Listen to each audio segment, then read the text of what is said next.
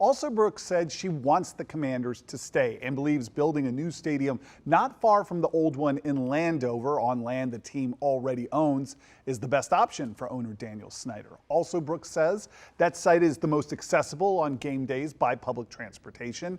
The state and the county are also investing more than $460 million in tax dollars around the team's current home right along the Blue Line Metro, which Alsobrooks says will bring Prince George's long overdue economic growth, even if the Commanders decide to leave. What do people tell you on the street? Are they aware of the Blue Line Corridor project? They're beginning to hear about it and to know more about it. I think the $400 million investment was the shot heard round the world. I think everyone understood what that meant because they were waiting for a long time to hear one way or the other. It was with bated breath about whether the Commanders were deciding to stay here.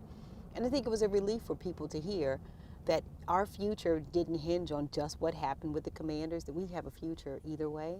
And that was I think it was so exciting for people. So people are beginning to know about the Blue Line Corridor, and they're beginning to see some of the other changes, but they've been waiting for a long time. And you understand also that they've been promised in many instances and just feel a little fatigued, I think, that, we've been waiting for so long and maybe it was promised, but it is happening. It is happening. How important was that, or in your mind, how calculated was that for you to make this separate from any talk of a stadium?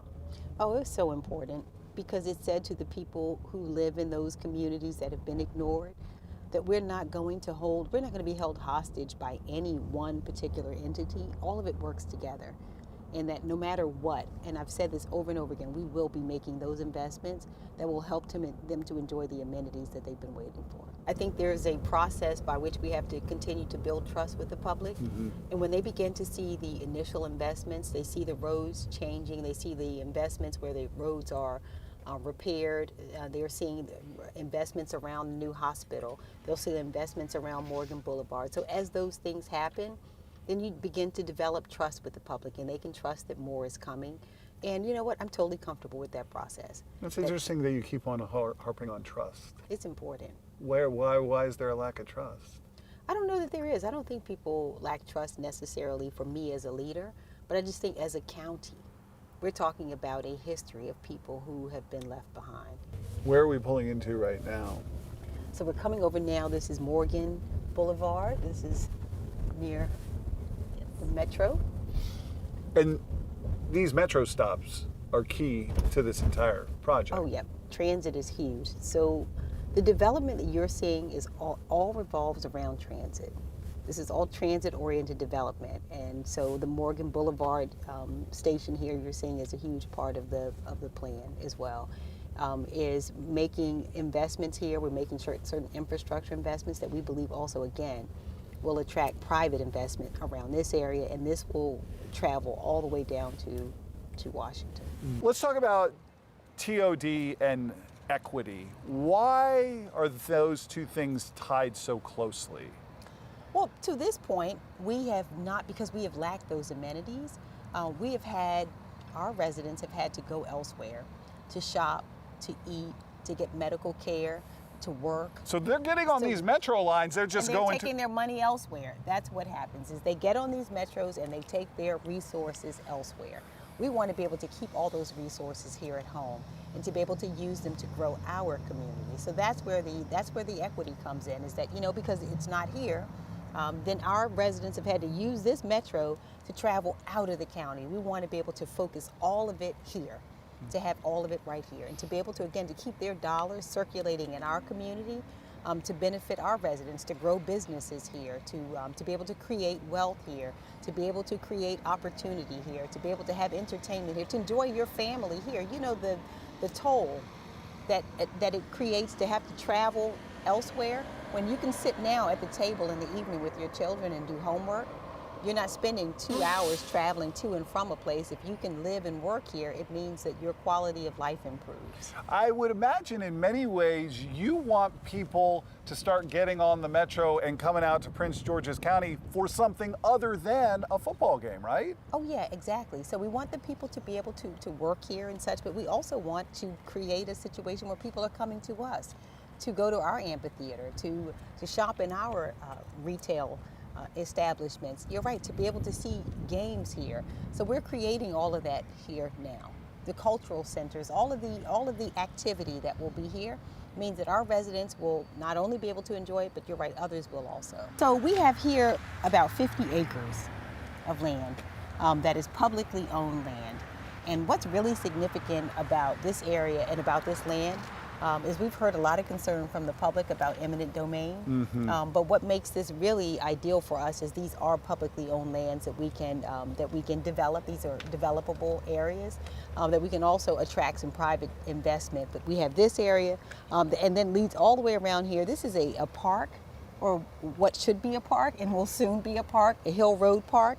That we will also develop for the benefit of the community back this way, as well as a Central Avenue connector trail that I probably mentioned to you that we've already made close to about $17 million worth of investments in the Central Avenue connector trails, so that what we will have then will be, of course, the amenities that we've talked about, connected also to transit, as well as connected to nature. And the nature will include the trails that we're talking about with the Central Avenue Connector Trail, the park.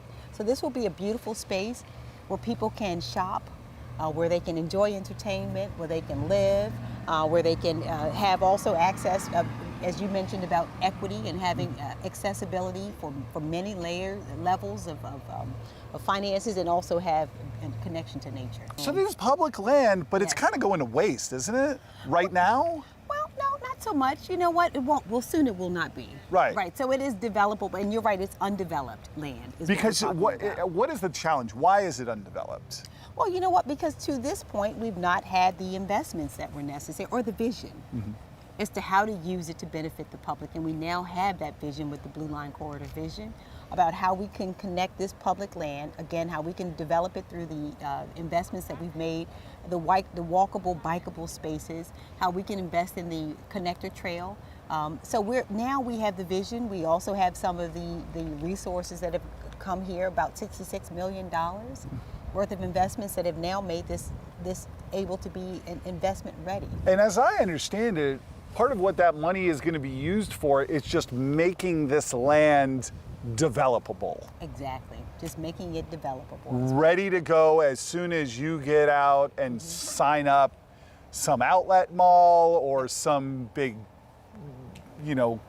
brand name store. I don't know. I mean, is that kind of the idea? It is to make it, again, so that we leverage public lands to be able to have private investment. And to catalyze it, to create a catalyst for a private investment to be interested in coming to this area. And again, this connects to what we have going all the way down. This is just a part of the vision, but this connects to areas going all the way down to the district line, and also goes to Capitol Heights and those areas that have not been investment ready before now.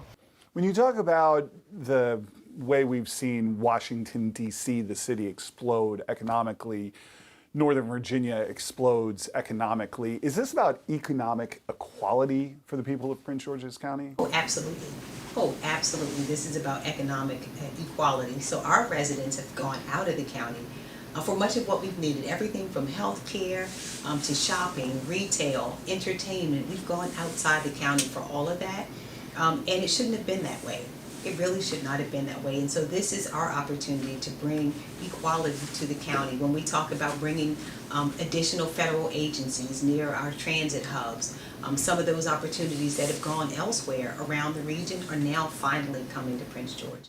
Why do you think that is, that there hasn't been the economic development in Prince George's County that people deserve? You know what? Some of it has plainly been inequality.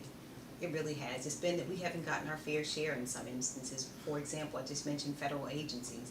We house about 20% of all of the federal employees who live in this area, and we only host 4% of the jobs. And of those jobs, about 48% are warehouses. We want more office space. We have the ability through our assets, through transportation, we have the education, we have the workforce, we have what's necessary to attract them here, and they just haven't come until now. But they're coming now. And that's the good news about where we are, is we're seeing opportunities that we've waited for really for decades. There were, if not promises, projections of this sort of economic development 25 years ago when FedEx Field was built. Why did that not happen, and how is this time going to be different? Well, you know what we've seen, it's evolved. In other words, the way the stadiums are built, the way that they operate in communities, it's changed over the years. It's no longer the case that a football stadium or venue is just about football. It's not that anymore. We're building whole sports districts, sports and entertainment districts that are 365-day-a-year sort of ventures, and that's what we're anticipating here.